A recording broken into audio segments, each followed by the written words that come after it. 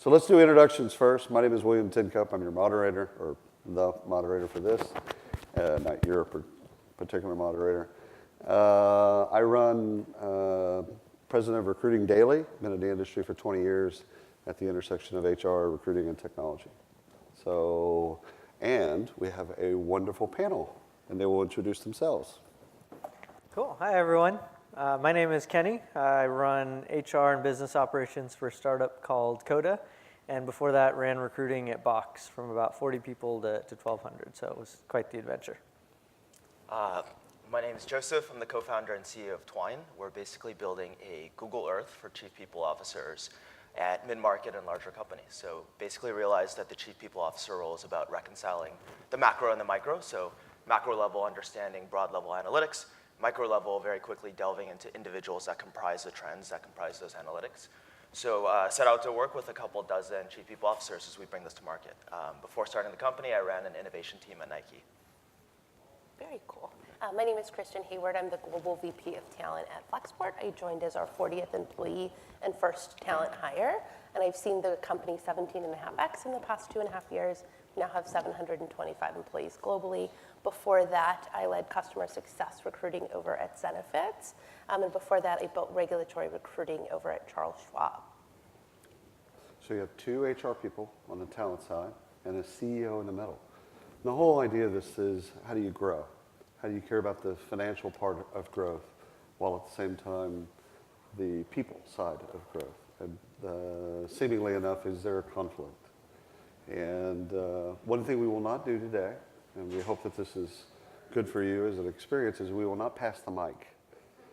Okay, so I've been in the audience before where you ask one panelist one thing, and they pass the mic, and essentially you want to beat someone to death because they keep answering the same question, like, oh yeah, I agree with what John said.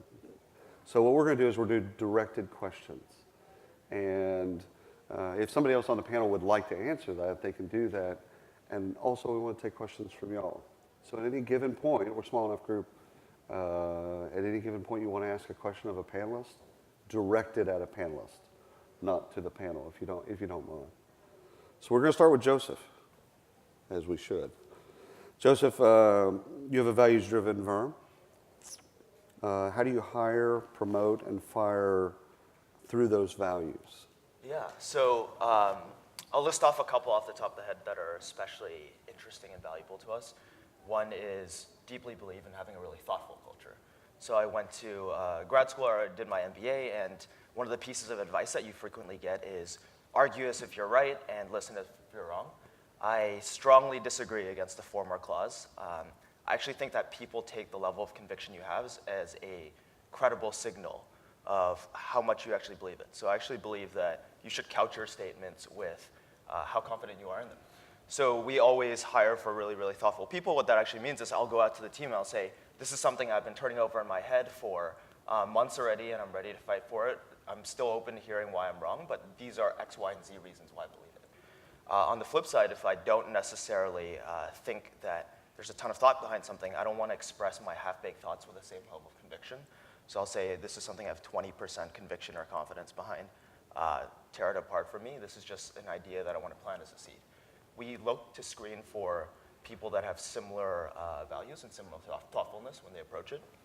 We screen for intellectual curiosity. So every single one of our team members has some random, arbitrary interests that I can talk to them for hours about. We have one team member that's really into military strategy, another that's can talk for hours about strategy around Super Smash Brothers and strategies for winning that. But just being able to cultivate interests outside of work, I think, is really interesting, and those are things that we specifically try to solicit throughout the interview process. So one of the things you talked to me about was this concept of relentless. And I was fascinated by it because no one's really ever really expressed that as a value or as something they look for in people. Could you expound on that a little bit? Yeah, so starting a company is really hard, and I wish Rajeev was on this panel. I'm going to give him a little bit of crap for not coming. As you should. But starting a company is really hard, and it's basically about bashing your head through a wall, and ideally the wall breaks before your forehead does.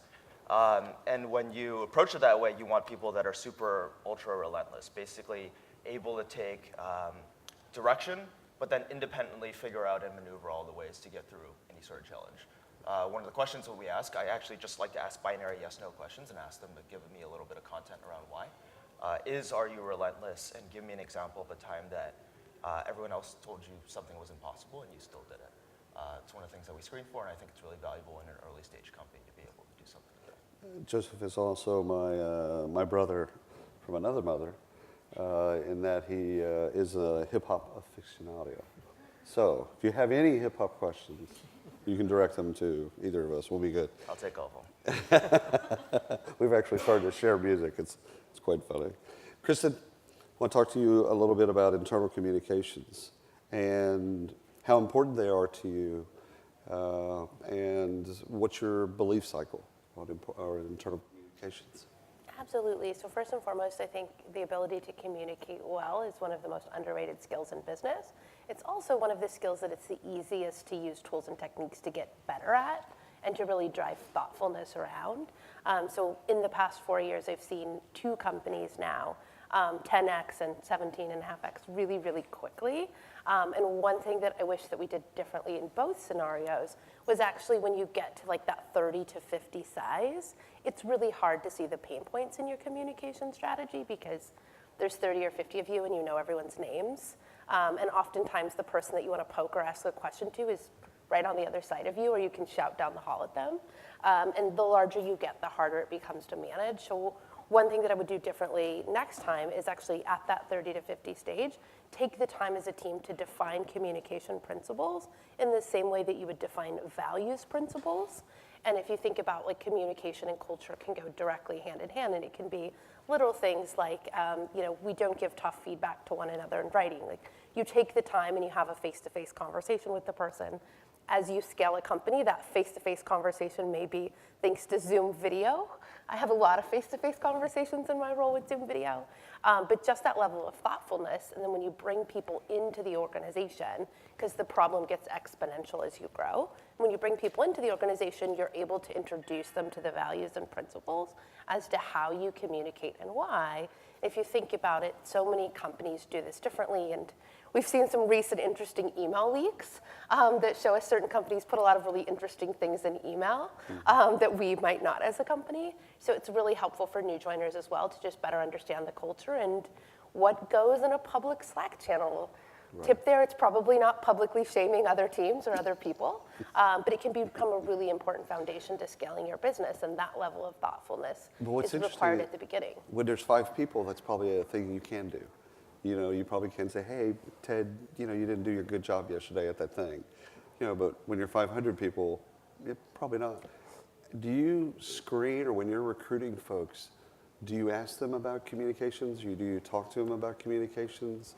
Or does that happen kind of more or less in the onboarding? Absolutely. So we actually dig into communications a couple of different ways in our interview process at Flexport. So the first thing that we look for in candidates is really a client empowerment mentality, which is one of our company values. So really looking for how do they communicate difficult messages, how do they communicate day-to-day information, what's their inclination towards proactive and getting ahead of certain situations. And then we also look at upward feedback and difficult conversations and what type of experience do they have having that in their current job. And sometimes it's more symbolic of the company that they're at today as to whether or not, for instance, do they feel they can give their supervisor upward feedback? Not every company values candor at the rate that we do, so trying to better understand their current environment and how they feel about their current environment as well, as I think is a really important part of communication. That's fascinating. It's almost become a part of your values or part of your screen. Interesting.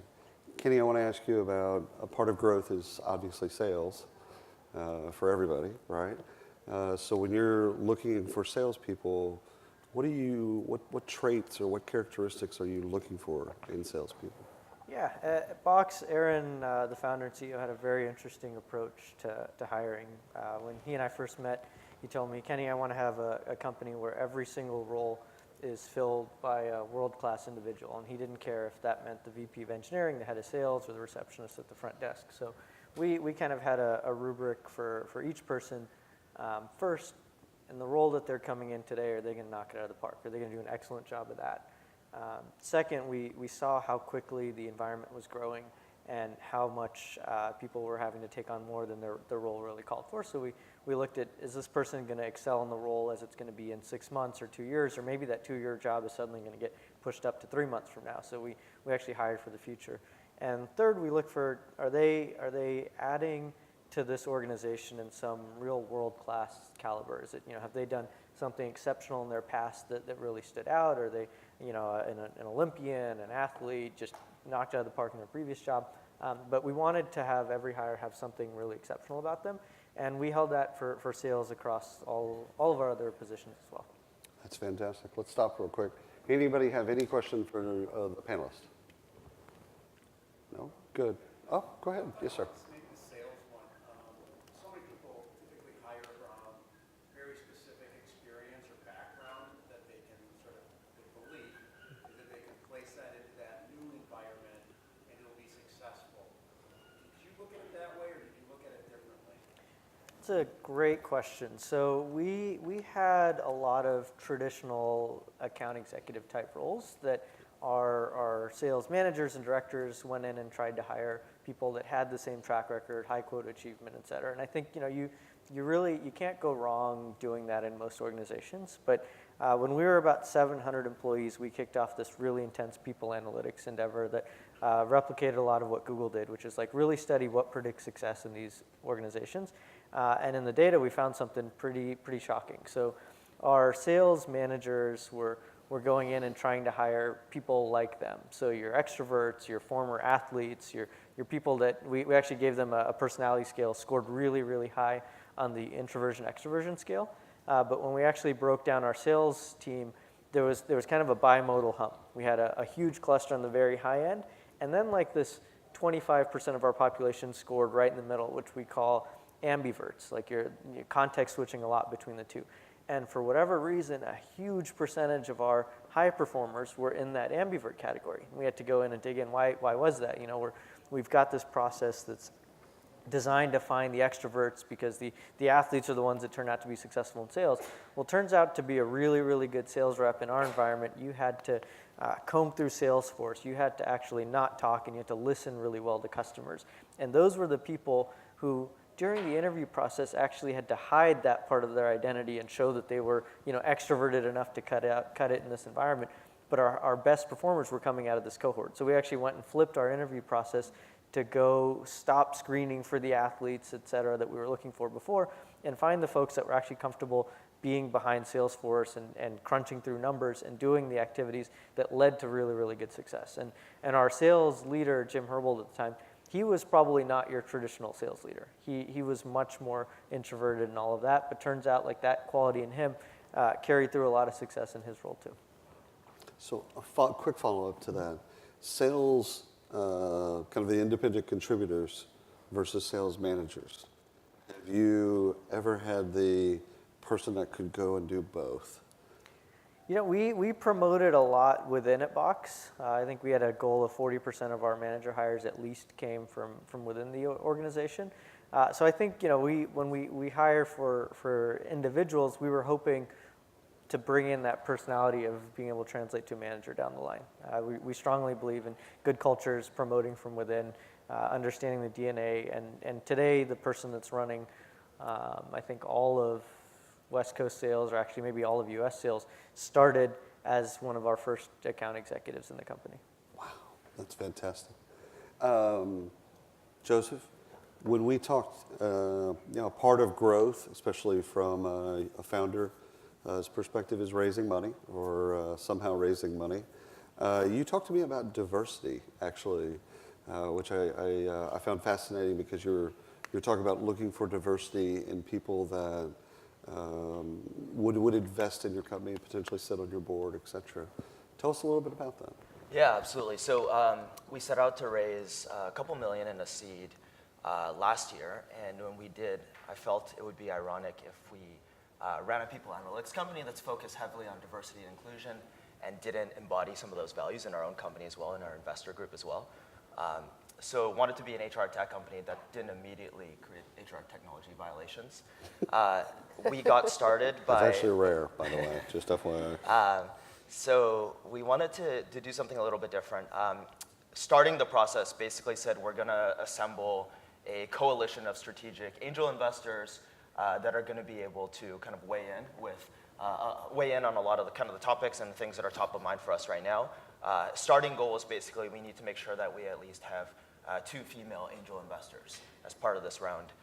We ended up raising from one kind of lead investor on a Sand Hill Road firm, but then ended up filling that up with 24 angel investors, and 40% of them were women. So a very, very explicit approach to systematically doing that in the first place. So going out, kind of talking to our lead investor, sourcing the best female investors that he knew. We went to Pamela Thomas-Graham, who used to be Chief Diversity Officer or Chief Talent Officer at Credit Suisse. First angel investment that she ever did. So just making sure that we could at least hit those diversity targets and just making sure that we had representation across the board. You'd be amazed at how many HR software companies aren't great at HR. Yeah. Shocking, but true. Kristen, you mentioned grit and resilience as characteristics that you're looking for when you hire. Could you tell us a little bit more about that? Absolutely. So I think there are 2 qualities that are really important in individuals when you think about building a company designed to solve hard problems, and really making sure that you're building a team of people that are going to stick with you through the journey. One of the most underrated qualities of grit, I think a lot of people associate grit with a quality of people that will stick around with you through tough times, which is great. Obviously, when you seek to build a company, you don't plan on giving your employees tough times, but they're inevitable when you're solving hard problems. But one other thing that I think is really important about grit in employees is people that have grit, to your point about relentlessness, actually will continue to seek the solution again and again and again, and they'll have that underlying drive to make sure that whatever the business problem is they're trying to solve, they don't just say it's unsolvable or that it's too hard. They're going to keep going after those problems, and when you're building a business and hard problems, you need people that are going to do that. And then I think resilience sort of goes along the same way. People that want to take on big challenges and go on a long journey. Building a company is full of so many ups and downs, and it's easy to find people that ride the ups with you. It's much harder to find people that in the times of downward spirals will actually remember what it's like to be up and help pick you up and help you get back there. So I'm curious about drive, grit, resilience. Obviously, we're talking about growth, right? How do you bring those questions out to the hiring managers and out into the recruiters as ways to talk about it? Like, what questions do you ask, or kind of what answers are you looking for to kind of bring back drive, grit, and resilience? Absolutely. And another one I would add that I think is really important for growing companies is humility. People that admit mistakes early and often, because people that have humility are more likely to see when they're not quite where they need to be, and more importantly, if they have that drive and that grit and resilience, pick themselves up and get themselves back there. So I think we do a couple of things in our interview process. One we do that I'm really passionate about is we do a structured interview process where we use case studies, and with case studies, we have them solve real business problems that we would actually face. I think it makes it more engaging for the candidate, because instead of it just being some how many water bottles can we fit in this room, which could be interesting for some people to solve, but feels a little bit less relevant. It's an actual on-the-business problem that they're going to face. And solving that problem also gives the candidate a taste in the role, but it allows you as the hiring manager to look past the person talking about their background, which some people may do fantastically, and some people, sadly, may not be the best at talking about themselves, and solve that business problem. With the grit in particular, I like to actually talk to candidates about what does it actually look like. Like, tell me about a hard situation that you've been in. And what were the different milestones? What were the times that you wanted to hit that goal? And what were the roadblocks that you felt along the way? It's also great because you learn a little bit more about what the candidate's bar is. So if you have a candidate that tells you about that time they ran out of hard-boiled eggs in the kitchen and the struggle was real, some of these may or may not be real stories. You also get a sense of what the candidate's thinking a difficult situation is versus if someone tells you about a true business challenge that they faced. The other great thing about behavioral questions in general is you also learn how the candidate relates to other people in this situation. And in particular, one of my favorite questions to ask candidates is, if I were to ask your manager to rate you on a scale of 1 to 10, what would they rate you and why? And so many people are 10s. But I also get like 2s and 4s and 5s. And the best part about the question isn't actually the number, but it's the, well, why? And then seeing how they're absorbing that feedback. And is this someone that's an owner that's taking on the feedback? Or is this someone that says, my manager thinks this? It's like, okay, well, does your manager think that, or do you really need to work on that patience? And if so, what are you doing about it? That's fantastic. Kenny, We have a question. oh yeah, go ahead. Oh, whoa. Ben Godkin with ATAP. What are you here? Wait a minute. I love grit. I had a client startup in New York where the CEO, that's what he screamed. That was his thing. But what they were found, the struggle they were having is the interview teams were passing candidates along that were getting rejected by the CEO because they weren't passing the grit test. But part of the problem is they had not defined, built alignment around that definition. Have you done that in your organization? Is it understood what grit really means, and is there alignments with the interview teams about what they're looking for specifically with examples? Absolutely, and that's a great question. So I think one of the most important parts about defining these traits, right, grit, resilience, humility, is actually what does this mean for us and our company? And it's sort of the same idea with values, right? Values can easily become words on a wall, but if we don't have shared understanding as to what that word means, and also indicators, and especially when you're growing a company really fast and maybe you have some new managers interviewing, helping them understand what are the indicators and what are the red flags. And like a great example is, asking someone about a project that they worked on. Usually if you work on a project, other people are involved. So when you're talking about your working experience with other people in an interview process, there's some indicators of like giving credit to others, cooperating, and then there's some potential red flags to watch for. Everyone else you worked on the project was awful. Not you, but everyone else. So I think that really having the shared understanding, the indicators, and then also watch for these red flags is really important to a structured interview process because we all have to agree on what grit means. Otherwise, we're going to test it, and we're not going to be testing it in the same way. One of the things we found at Box on grit is the recruiting team, which was the first pass of all resumes, heavily screened out folks that were job hoppers, so every year switch it in every 6 months. And you talk to any of these candidates, they always have a great reason on why that was the bad situation for them. And then years later when we did this people analytics project, we studied grit as one of the characteristics, and there was no correlation to success. And we were first shocked, like, oh, why the heck did grit not tend to matter? And then we realized, oh, we've got an incredibly gritty population. Like any of the really obviously non-gritty people didn't actually make it into the sample set because the recruiting team was so heavily screening for that.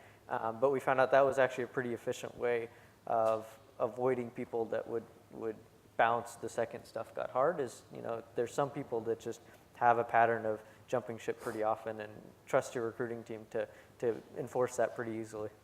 Nice. Ben Godkin, Association of Talent Acquisition Professionals. Talk to him if you care about that.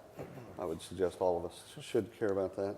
Kenny, I want to talk to you a little bit about Box. Now that you've had a little bit of time to kind of breathe, be out of that for a second, what mistakes do you think you made? What big learns do you think you had? Yeah, I think it's hard to call these mistakes. I think you look at Box and it's a pretty successful story. They're public and doing very well today. But I remember before we kind of hit that hypergrowth phase, the company made the very intentional decision of we are going big on the growth side. We are going to hire a ton of sales reps. We're going to build a massive sales organization because that's the only way to get this product deployed into the world. And once you go down that path, it's really difficult or painful to change course. And I think if you follow the story of Box right before they went public, the market switched from not caring about cost and burn to really paying attention to how you're generating revenue. And suddenly, Box didn't look as pretty to the investors in the outside world. In my current startup today, Coda, we're 40 people. We're just now taking the product to market. And our leadership team has the very opposite approach. It's very, very intentional and deliberate about growth, and we're not assuming that lots of sales reps is the only way to get your product out to the world. If you look at other companies out there, and Google is the easy one, like they'll avoid hiring sales reps whenever possible. They'll try to figure out how do we grow using product, using spread. So right now we're hiring a small number of people and really testing alternate methods of getting the product to spread. And one question I think a peer CEO had suggested to us is, is your product bought or sold? And if you can find a way to get your product to be more in the former category, you can build different types of sales organizations that don't rely on headcount nearly as much. Nice. Any questions before we go to Joseph? I'd actually like to chime in on Kenny's answer. One of the interesting byproducts of just rapid growth, which I can kind of speak to firsthand, as well as just like talking to chief people officers across industries, is twofold, right? One is kind of in a previous life, grew a team that also grew about 10x over the scale of a couple years. And one of the inevitable challenges we ran up on was just the decrease in the hiring bar, right? It was one of the mistakes that I think I made the first time because we were so urgently pressed to grow the team as quickly as possible that we basically lost touch of a lot of the values that you had outlined early on. We stopped screening for them. We were basically said, we just need to throw butts in seats as quickly as possible, and it's a mistake I'm committed to never making the second time around.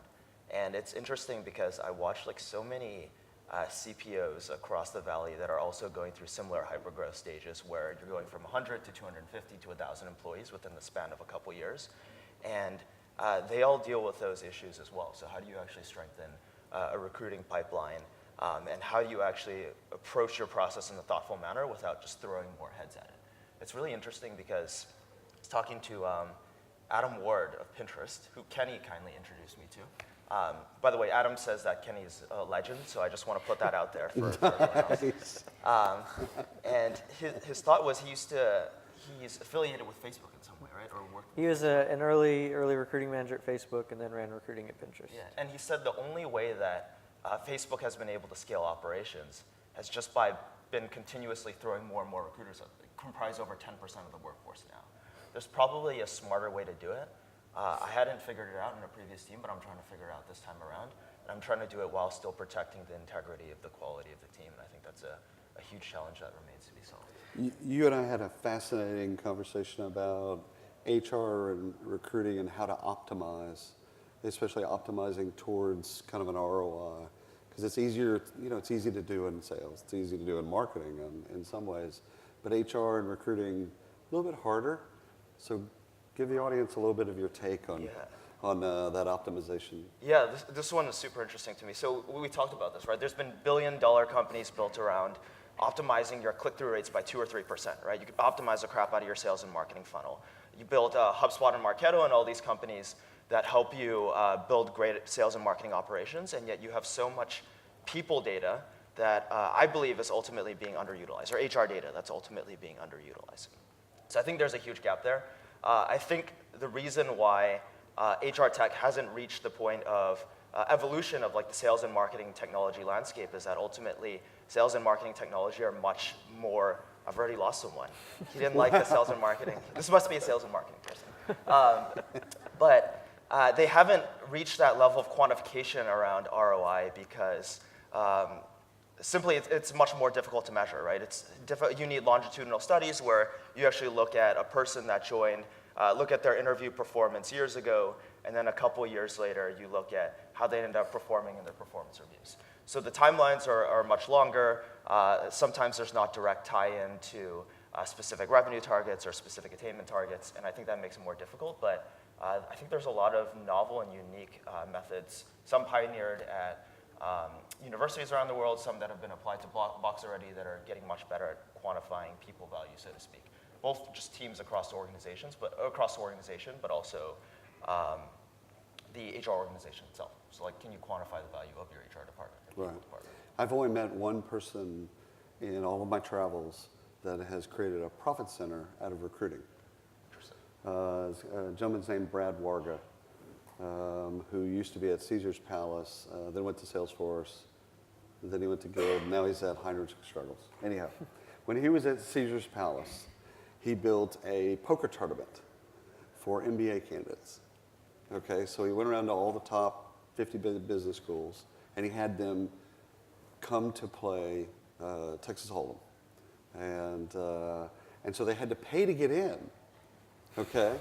So first of all, they got to pay to get to Caesars. Okay, they got to pay to get into the tournament. And then he went around to all the brands that wanted to recruit this type of talent, and he got them to sponsor the event. So he literally created profit out of recruiting. And of course, he was recruiting too, right? I've only met one though. Only one that's created a profit center out of recruiting. I'm We'll sure be the there's other second. stories. Kristen, I wanted to ask you another aspect of growth is something you talked about, is promoting from within, taking some of the people that you already know that have kind of the culture, the values, et cetera.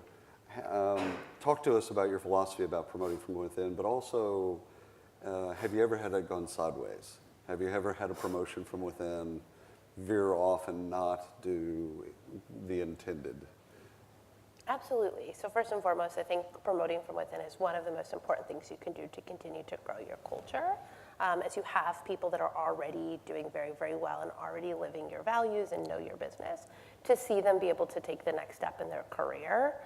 One, it just gives everyone on your team hope, but two, it also helps you empower yourself with a leadership team that intimately knows your business. I think it's really, really important to balance internally promoted leaders with external leadership hires. I think being side by side with someone that's an experienced operator and has been at the leadership level before ultimately will help elevate the team. And that's one of the things I'm really proud of with my leadership team is we're about 60% promoted from within, 40% of people that we brought in as experienced operators from the outside, and seeing how they teach one another the business and being a leader, because I think our peers can be one of our biggest sources of learning from a business. I've never personally had it go sideways, but I see it go sideways frequently, and I think one of the biggest things to remember is oftentimes we think of like, okay, we've promoted this person, we've just made this investment, and then now it's time for them to prove themselves. That sometimes we forget our role as leaders is when we promote someone from within, we're also making a commitment to them, and we're making a commitment to work with them to help bridge the gap that a seasoned operator that you bring in externally would fill. And so we have to be willing to make that investment. And if you're not willing to make that investment in someone, if you don't have the time or the money to help them with external resources, it can actually be really detrimental and, to your point, go quite sideways. That's right. Another thing that I think has been really important about our business is in growing my team at Flexport, I've been able to grow every one of our recruiting businesses today from 0 to 1 before I had to make a decision to either promote someone to run the business or bring in someone else. And I think in doing that, and being like the original entrepreneur, it really helped me make sure that I was either promoting the right person to run the business and take it from 1 to 10, or to have a really good sense of what the right candidate looked like externally based on what I personally learned from getting to 1 myself. And I think that's been one of the best things is, you know, when you promote and hire people and they take it from 1 to 100 way faster than you ever thought, and getting to see just how they can really level up the business Well, you and take it to the next bask in level. their success, of course, Yes, right? because it's the best feeling, right, when you hire people that are better at you than that job. One point I'd add on the promoting from within thing, the companies that I see do this the best often are promoting their best individual contributors into managerial roles, and sometimes that's not the right career move for everyone. And some orgs actually then manage that person out and get them out of the company, but the best ones find a way to have a safe path back to being an individual contributor without getting demoted. And I think setting that up early and often as part of your culture allows people to say, hey, I'd like to try the management thing. You know what, not for me, I'm gonna go back to just being a great IC. Apple does that really well. I learned a lot about, I don't know if any of you have read the book Radical Candor by Kim Scott. What I was not expecting from the book is how much he compared the cultures of Google and Apple. And one of the key things about Apple is they really value what they call a rock star, which is someone that is a top performer but might not have a huge growth trajectory.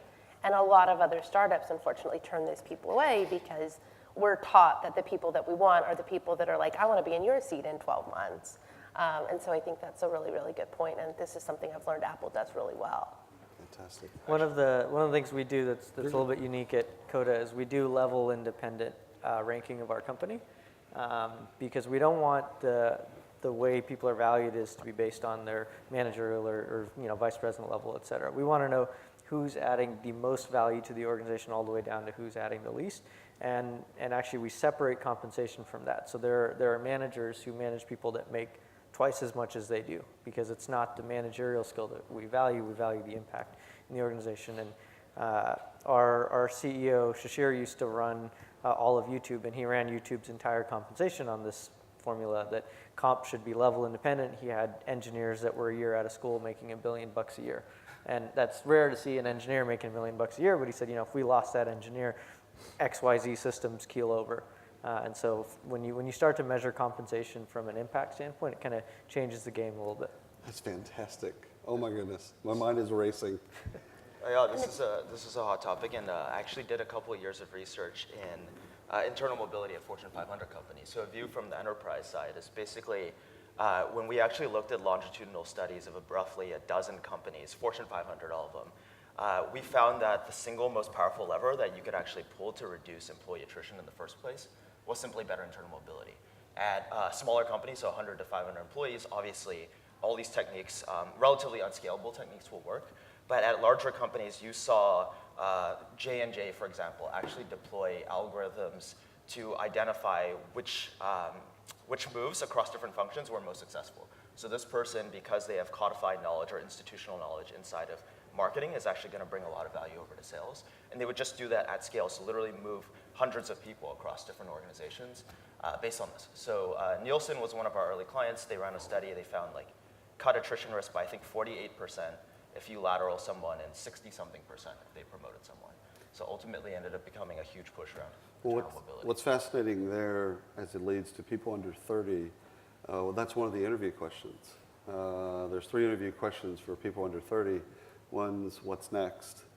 The second is how are you going to train me? How are you going to skill me up? And the third is how are you going to praise me? So the people under 30 are asking that question of recruiters, which isn't historically a question recruiters are really great at. I would actually say that most companies aren't great at internal mobility in general. But recruiters, that's usually an HR question. That's after the onboarding experience. So that's fascinating. Before we get another question in, does anyone have any other questions that they'd like? Sir? I think all of you, mentioned sort of that, setting the criteria, defining the criteria, and that also goes for promotions as well. But do you have any examples of how you calibrated that and or how you communicated that to make it woven into the culture so that everybody understood it as well? Versus it's easy to understand it in HR, but if you're the operator and you're trying to understand why am I getting this person, and you're confused a little bit as to why you're placing this person in this role and you're thinking it's a misfit. I think a couple of things. So Okay. From a recruitment perspective, it's something that we as recruiting partners do with our hiring partners, is actually sit down at the initial intake and really define what does success look like in this role and what does it look like to be successful in this role in 90 days and 180 days. And from there, make sure that instead of just doing like a cookie cutter, we want this person to have a bachelor's degree and 4 years of selling experience, making sure that the profile that we're going to seek matches the skills that we're going to test for, which is going to set the person up for success for performance. I think in a leadership perspective, though, once someone is on my team, we do a couple of different things. So one thing that my leadership team and I sat down and did with our recruiting partners is just to find expectation setting for different roles, and everything from what are our SLAs in terms of different response rates, like what does it look like to be a great recruiting partner, and then actually sit down with our team and actually have them rank themselves on that criteria, and then we rank them on that criteria and discuss the delta. And then from there, we set quarterly goals, and we do leader set goals and then also bottoms up goals. So that way we're working in our business and on our business, filling in that gap. Very good. Anybody else? Yes, ma'am. So I had a question about sort of how you handle some of the data for all of those candidates that don't make the cut. So there's a lot of talk about, once from the time that you select a resume, for example, you have their resume data, then you have their interview data, then you go to their performance data. They're still looking at how that candidate fares. But what do you do with all of the data of candidates that didn't make the cut, and how do you sort of optimize or get better going forward based on that? And who would you like to direct that to? Sure. The legend. I think one of the things Joseph's doing to bring more data into the people space is amazing, because it's so hard you're dealing with an incomplete data set, and anytime a company passes on someone, they actually don't know how they would have performed in that company. So it's a very difficult problem to begin with. One of the patterns I'm seeing now is companies are much more self-aware about the number of different points of bias they have throughout their interview process. And as organizations move to be more diverse, they actually go and pick apart their interview process in all the different segments where they've introduced bias and find candidates they passed on in those stages. And they're going back and re-interviewing them and finding at a very, very high rate that those people are turning out to be really successful in their organization. So I know this is a pattern that Facebook for sure has embraced a lot in the last couple of years. They had this very infamous, culture interview that they've now ripped out of their process, brought back all those people and are hiring them, and they're turning out to be great employees. That's fantastic. An aspect of growth that you and I talked about was this adage, or this thought of, hire slow and fire fast. What's your take or what's your beef with that? Yeah, I mean, I think I've lived two different tales. At Box, we hired very, very fast. We had lots of checks and balances, so I think we did a good job keeping the quality high. But it was very much a velocity-driven organization. My current company, we spend way more time with each individual candidate. I think we're spending 20 plus hours with the candidate in terms of homework and evaluation and selling and all of that. And we make very few offers, and our offer rate ends up being north of 90%. So it could be Stockholm syndrome with people spending so much time with us that they just decide to accept at the end of it. But I think one thing we've been fortunate as a result is we've avoided making a few hires that we were literally on the very edge of making that would have been really irreversible. One of them was a person who would have run our go-to-market function, had a track record of success running two very, very strong sales organizations, but it would have been too soon to hire that position. And because we took our time actually making that decision and embraced the very thoughtful culture of like, how is this going to impact the company, we realized that he would have immediately gone off and kicked off building a certain type of team, brought in a bunch of other hires, and it was just too early for the company to do that. So I think we're in our fourth year of being in business, and we still very much spend much more time than I've seen average, with a candidate. And I think it's probably the right move for us for the indefinite future. Sounds thoughtful, actually. Follow up on, Yeah.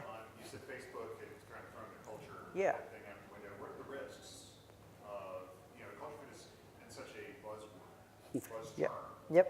But now you're starting to see organizations realize the challenges and the risks that come with focusing on hiring for culture fit. What have you seen, and if your mindset's changed as around that topic?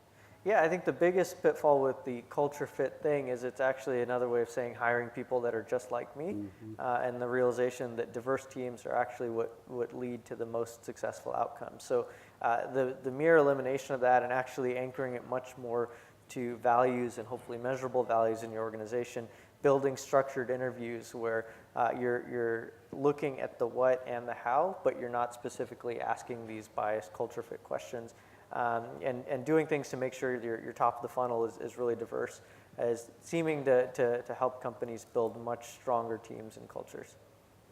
Well, I've said that in the past is diversity and inclusion creates conflict. Conflict creates innovation. Innovation creates market share. So there's actually a business case for D&I outside of just the humanity of it. Sure. Diversity and inclusion creates conflict. Conflict creates innovation. Innovation creates market share. The purpose of D&I is, well, there's a humane part of it, of course, but there's another part of it is you want people to disagree. You actually want conflict. And the culture fit, I used to do this bit when I ran an ad agency where I want to have a cup of coffee or I want to have a beer with the person. But that's actually the wrong way to go about it, because the only people I'd go to have a beer with are people like me, which who the hell wants to be around people like me? So we've got about 5 minutes left. I want to see, anybody have any questions for the panelists? I've still got a couple. No? Okay, good. From a growth perspective, favorite interview question? And it could be a knockout question. It could be any type of question. I'll go first, so y'all can think about it. Mine is, we're all misunderstood. how are you misunderstood? So that's my favorite question, just to see where they go. Then my second favorite question is, what's your favorite hip-hop song? And to get an explanation. So if they first say, I don't know anything about hip-hop, it's like, okay, well, you're done. You're out of the interview. Yeah, so mine isn't one question, but a series of questions, and I call it the torque. So I torque candidates, I don't twerk candidates, I torque them. But it stands for thread of reference check, and it's an interview methodology that's borrowed from a lot of executive recruiting firms when they're looking at hiring C-level people. They go through and they ask them, talk to me about your 3 previous managers, and what would they say about you? What would they rate you on a scale of 1 to 10? What would they say your strengths are? What would they say your weaknesses are?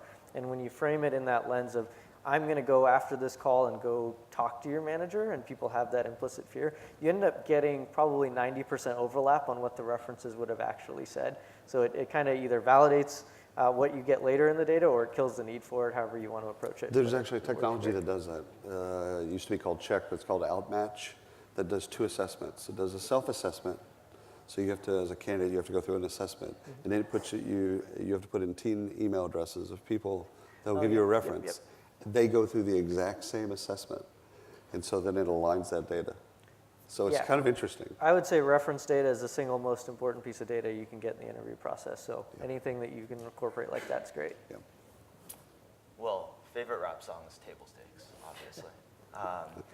After that, I typically ask for pivotal moment in life, or like hardship in life, and how you got through it. So the context behind that question is I went through, or was in an accident many years ago when I was younger that it basically gave me like a 50-50 shot at living. And I think it formed so much of who I became as a person and my mentality and outlook. I don't necessarily look for a hardship that's as dramatic as that, but I always do look for how a person responded to that adversity and how that ended up shaping their take on life. So I always like to delve into that over a couple of minutes. So it sounds like we have a same favorite question. But one thing in particular that I think is really important for me along the lines of questioning is what's the feedback you're getting? What are you doing with it? And really looking for the receptiveness and the embracing the feedback. And someone that ultimately sees feedback as a tool. When you're growing a company really fast, and I think in more and more also in companies outside of hypergrowth nowadays, so much is going on around you. There's so many feedback channels, there's so much peer feedback, there's so much client feedback, that someone that really sees feedback as a tool and positively and openly receives it, it's one of the most important traits you can look for in someone, because I think you're never gonna hire a perfect employee. So you hiring someone that's a grown-up and knows who they are and what they need to work on and where they're at is a close second in my opinion. Nice. We got about a minute left. Any questions for the panelists before we leave? All right, here's the deal. Go ahead, yes. Maybe just one quick one. What are some of the tools that you're using that you think are really innovative and fresh in sort of the people in HR space? Joseph, your tool, of course. I don't know if I like being called that, but I didn't say you. I contend with the definition of that. No, I'll let these guys go first without plugging myself. I like top funnel on the sourcing side, and actually I'll make a plug for the tool that we're building at Coda. We run our whole business off of our tool, and I think every team is a little bit unique, so building our own applicant tracking system, building the way our teams like to run recruiting directly in our product has worked out really well for us. Fascinating. For us, we're using a tool called Talent Wall. So we run on agile it's the processes. We do visualization. recruiting sprint, and Talent Wall is a visualization tool Yeah. that lets recruiting partners and hiring partners see the candidates in every step of the pipeline. So just that level of visibility, I think, is huge. And it's integrated with Greenhouse, so you use Greenhouse as your ATS. We use Greenhouse. Very nice. I want to thank all of y'all for coming. I appreciate it. Could have been anywhere in the world, but you're right here with us, and we appreciate that. I also want to thank the panelists. So a big round of applause for them. Thank you. We want to thank you for moderating. All right, thanks is enough. Y'all have a great afternoon.